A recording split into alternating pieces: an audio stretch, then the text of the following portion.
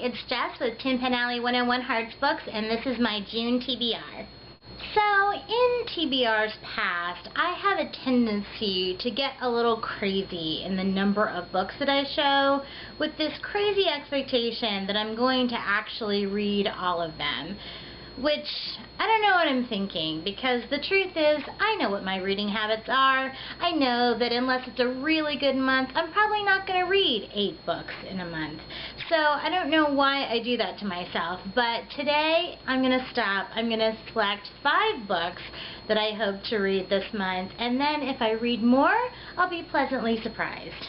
So the first book that I hope to read in June is, of course, City of Heavenly Fire by Cassandra Clare. This is the, of course, last book in the Mortal Instruments series, and I cannot wait. I feel like I've been waiting for this book forever to come out. Forever!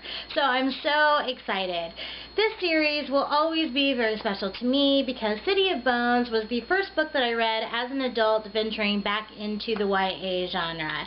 And so this really brings it all back to the beginning for me. I actually reviewed City of Bones, City of Ashes, and City of Glass. I think it was the second sort of book collection that I reviewed on my channel. So yeah, it's sort of bringing me back to the beginning of all things.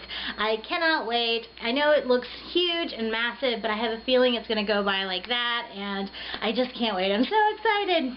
Plus, I'll be honest, I've been avoiding social media like the plague because I'm so terrified of being spoiled. So when I finish this, I can finally go back onto social media again.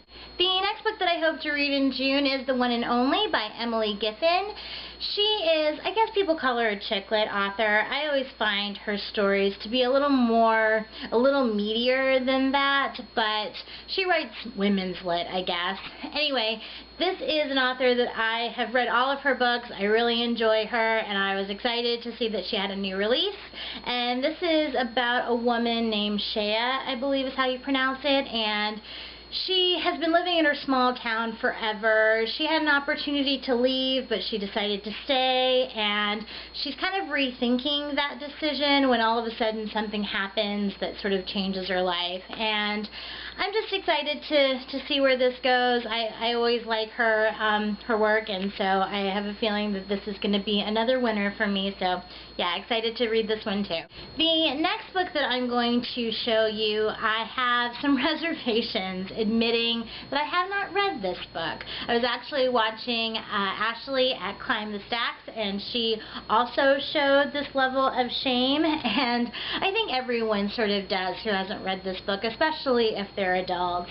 And enough chatter, I will show you the book. It is To Kill a Mockingbird by Harper Lee. I know, please don't hurt me, please don't hurt me. I have not read this book. I never had to. We didn't have to read it for school, which I'm kind of surprised because I went to school in the South, and hello. But yeah, we never had to read it, so I just didn't. And I realized that I'm making a huge mistake because I hear it is amazing. I know it's going to be amazing. I know it will be. And this cover is really cool. I love the silhouette. So yeah, excited to read this. It's a classic. Everyone loves it. I know I will too. Next we have Gone Girl by Gillian Flynn. This book has been making the rounds all over everywhere. I mean, it's a bestseller and everybody loves it. Everybody loves this author, and so I thought I would see what all the fuss is about. I really love thrillers and mystery, and I know that this is a lot of people's favorite mystery author, so yeah, I'm excited. I can't wait to read it. Plus, I hear that it's going to be a film pretty soon. I think Ben Affleck is in it, so yeah, looking forward to this. And then the last book that I want to read in June is The Forgotten Garden by Kate Morton. This is a book that has been on my shelves for a while now, and this is an author that I've really wanted to read for a long time, so I thought that this would be a good time to read it. This is, I think it takes place during a summer, so, you know, it's June, so this is an appropriate time to read that. I think this is going to be a great combination of things. It's supposed to be sort of magical and mysterious and historical fiction, and I think it has some sort of Ties to the Secret Garden, I think. Anyway, I have been hearing great things about this author, and I can't wait to check her out.